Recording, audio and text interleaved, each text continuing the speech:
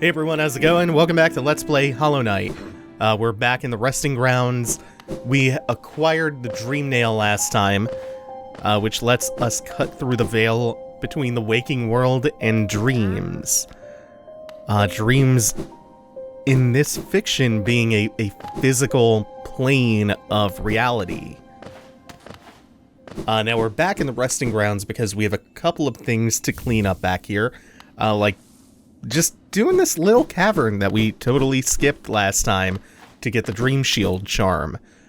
There are a couple of things down in that hidden chamber beneath the sarcophagus that we missed. Quite a few because there are multiple hidden pathways down there we just neglected. But this is all okay because we had to come back here at some point anyway to see one of the functions of the Dream Nail. 0. Stop there. Those who try to leave the kingdom are cursed. Better to rest here until time itself stops. Hope and freedom. I thought that strength alone could grant me these things. In my dreams, I would cut the plague with my nails, and then I turned my weapons upon the king. When I awoke in the sacred place, I began to understand those who hope are already doomed. Do you still hope, Wanderer? Will you flee, or will you raise your weapon and doom us both? We can challenge the warrior Dream 0, who's really not too bad. The hardest part about this fight is honestly just running into him, trying to line your weapon up for a swing, either horizontally or just getting right underneath him. The swords, he's really just going to continue to do this one at a time, and they are never a huge threat. It's really easy to avoid all those. But this does present something brand new to us. We visited this location before. We were here right before we went and got the Dream Nail. Now some of these resting sites will have dreaming warriors from the kingdom before it fell to this affliction. And now that he has 4, he turns up the pace at which he launches the swords, but it's still just one at a time. So the intensity goes up just a little bit, but the actual difficulty of the fight stays about the same. You have maybe a few less openings, just because you have to avoid a little bit more, or be evading more often, but that just makes the fight longer, not necessarily any more difficult.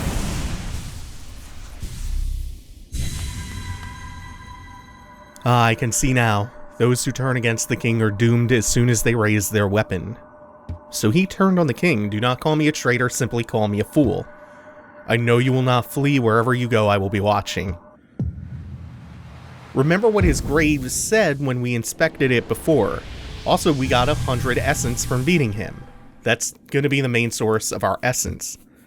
Cursed are those who turn against the king. Now we know whose grave that was and why that inscription is there.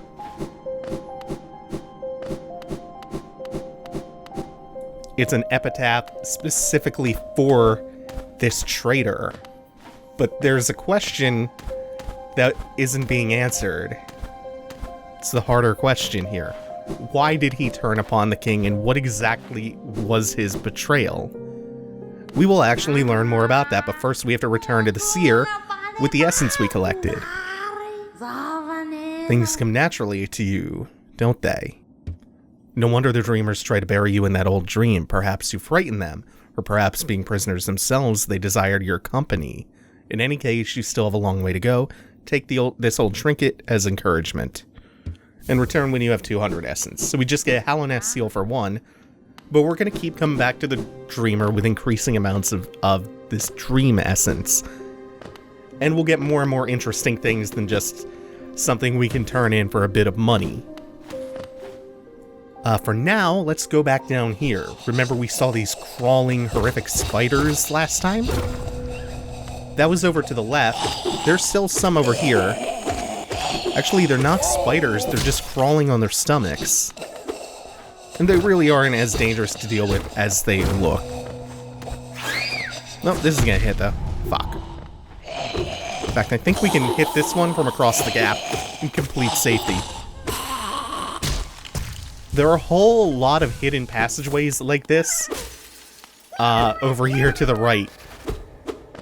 This is only the first of many. We're going to be hitting the ceiling here pretty much constantly. Just so many different things we can miss. I think there are still like 2 more charms in this very small series of secret areas. We also have to be careful of the floor here. Oh! Because it's trapped. We can hear another one of these down. Oh! Fuck. Forgot there was one more. Hear another one of you. This one is waiting in the foreground. Concealed. Another one of these secret areas. 2 of them, in fact. Oh, by the way, the thing about the dream nail, it doesn't just work on the living. So dark. It works on enemies, it works on friendly NPCs, it works on the living, and once again, it works on the dead. Let me rest. It's another one of those snail shamans. Possibly related to the other snail shaman from whom we got the vengeful spirit. Whoops. Now, I think there is still one more chamber that I missed, but I think I got the main things I was interested in, so if we don't find it, that's okay. There it is. Right above the chest.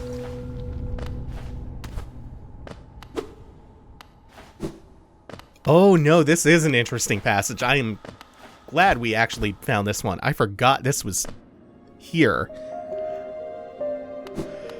Oh, we're not going to do much with it today. At least there's a bench, and there is a house we'll check out in just a second, as soon as we make sure there's nothing to the right.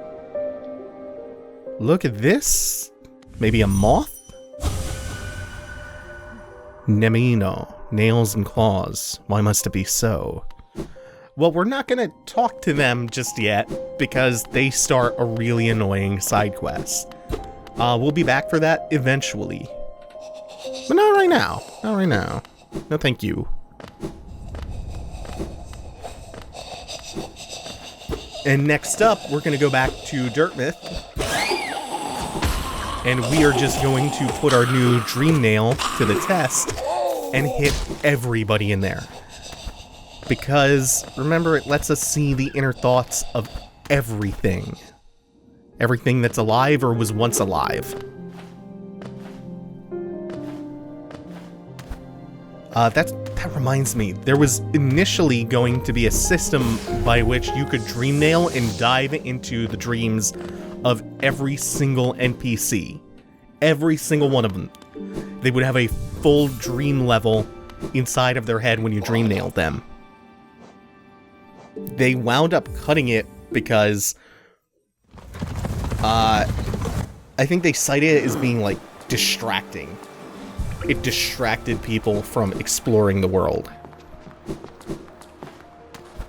But I think on top of that, it would have just been too much. Like, it would have been too much in terms of the resources they would need to put in to doing it. By the way, I lied. I forgot that we actually have to come back here. We'll do that in a second. We bought a key back in Dartmouth. I did that off screen real quick. This is something that we skipped over doing last time for a very specific reason. This is the pleasure house area. There it is. Had to jump up and go to the right first.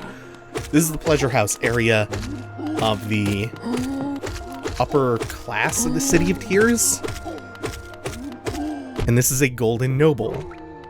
Really no threat. They glow gold, and that's because when you kill them, you get just shy of 420 Geo. Nice. Oh no, there's the 1 Geo escaped into the passage. 420. Great. That noble knew what's up. We can use our simple key here, and this is the pleasure house itself, which is a stage.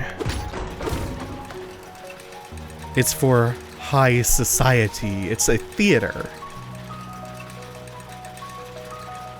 So I was saying, not only would the dream diving thing for every NPC just be way too resource intensive, like it would have cost a ton, it would have taken way longer for the game to come out, they may have had to sacrifice other way more compelling content to do that.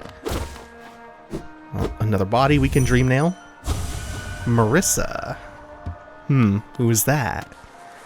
But also, just, it would have made the game worse. It would have been actually way too excessive. Hollow Knight is already a really long game. We're not even close to halfway done. But the thing is, it justifies its length. We got another journal and a body to dream nail. What does this one say? Hide. Well, it was hiding. Maybe they were hiding from Marissa. Maybe Marissa killed them. Let's find out. I was saying, it justifies its length. It stays enjoyable throughout. You never really feel like, okay, this needs to just be done. It doesn't overstay its welcome. You never feel like it should have just ended 5 hours ago. It just stays compelling throughout. Oh! And this is why we waited until we had the dream nail to come here, so we could actually see and talk to Marissa. Welcome to my stage, little one. I'm Marissa, a songstress of some renown. Though given the sorry state of this place, you may find it hard to believe. Huge crowds once flocked to hear me sing, then something changed. The audience, once so enwrapped, began to leave. I continued to sing, yet my voice fell silent upon their ears. Probably when the plague took hold. Perhaps you'd care to listen to me sing. You'll be the first in an age to hear it.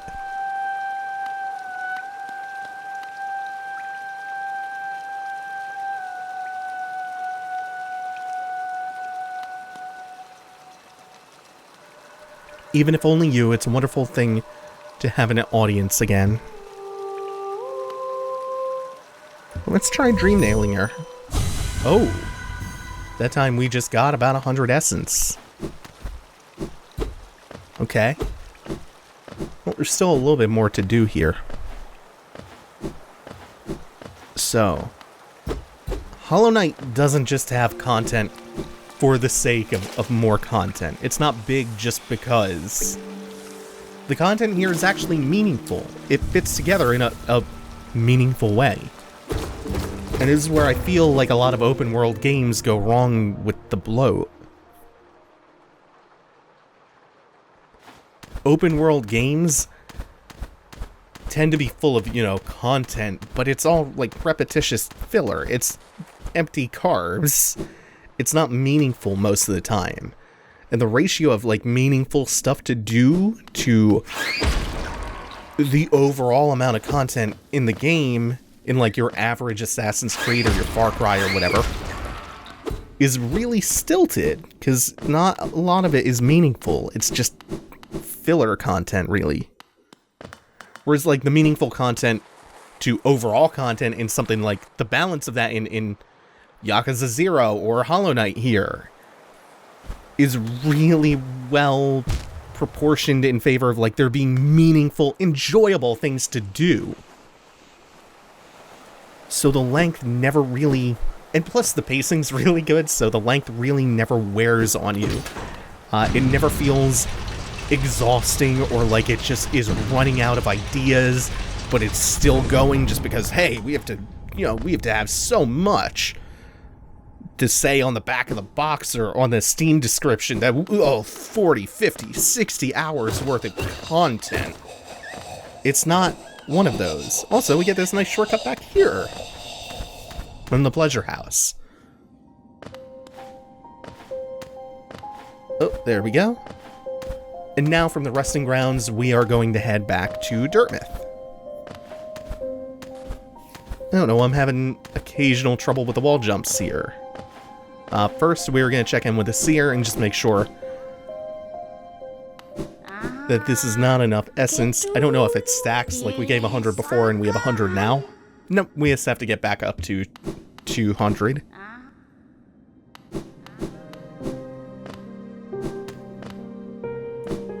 So it is consumed when you go and turn it in. Oh, and you know what? We can even dream nail the stag. I tire so easily now and my old legs seem to ache more and more. Still, I'm lucky to grow old at all. So many others haven't. The Dream Nail is such a wonderful addition to this game. It gives so many characters so much more depth and agency. Because their thoughts and feelings and wants and fears and desires, they don't all revolve around the night. To descend into that ruin, why? Things are so much simpler up here. And it lets you see the contrast between what they are saying to you and what they feel deep down. It lets them lie a little bit, or lets them present different versions of themselves. Like Sly, who's worried about three mysterious others. He also had enough money to finally finish out this soul vessel.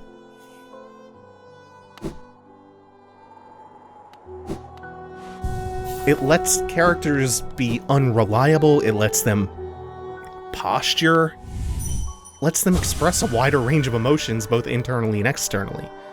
Glad I put down my weapon. Life with Corny makes me a lot happier. It'd be nice to stretch my legs again though, sometime soon. She's bored.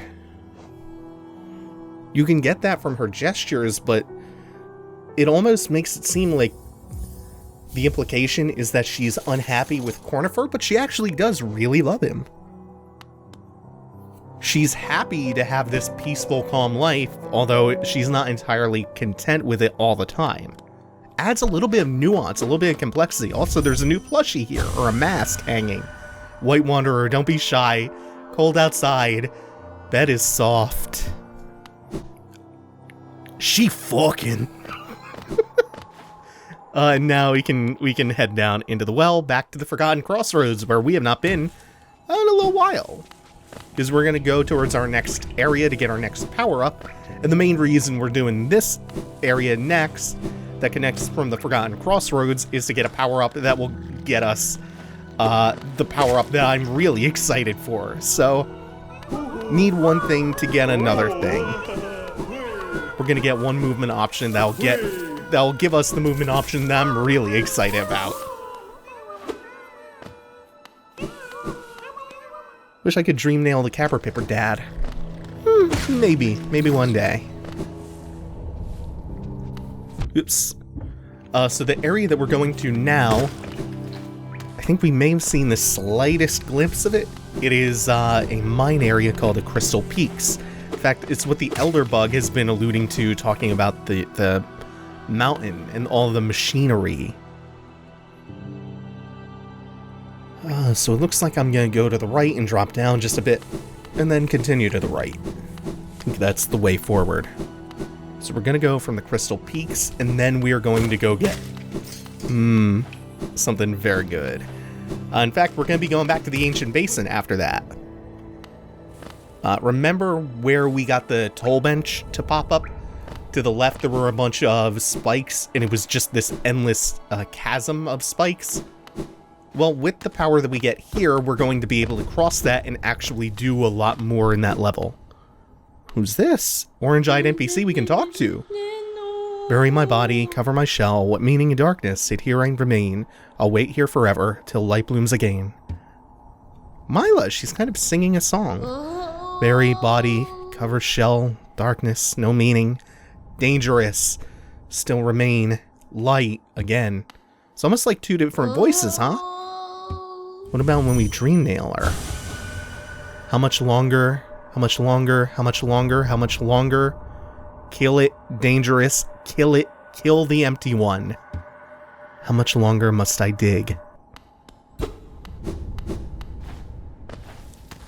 An orange-eyed NPC we can talk to, who is speaking and thinking with two minds. Forgot we can actually, even though the main vessel is filled up, we have that little pip now to the left of it, meaning that it'll refill again once empty from that pip. It's a nice, elegant way to do that. This is something that we can only access if we have the Desolate Dive, although there is an alternate route into the Crystal Peaks. In fact, I think we'll see that in just a second. And this is also a way that we get in from the Forgotten Crossroads.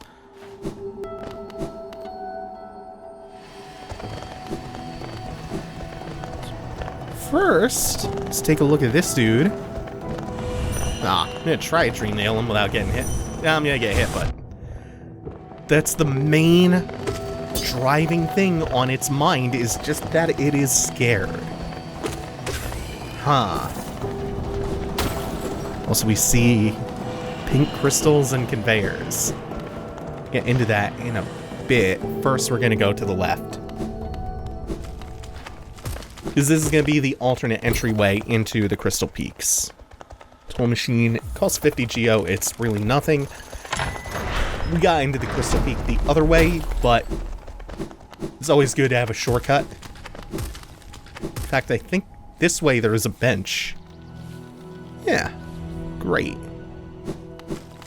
So I think that is going to do it for now, and we'll continue on with Crystal Peak and maybe the rest of the Ancient Basin next time. Thank you all for watching. Take it easy. Have a good one.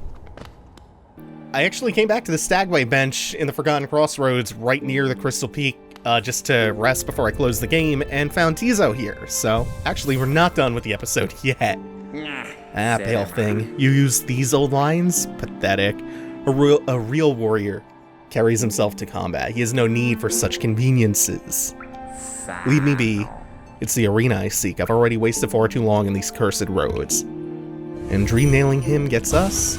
Those old stags could have been ferocious fighters if only they weren't so servile. So his bravado is not all that false. Okay, that's the real end of the episode.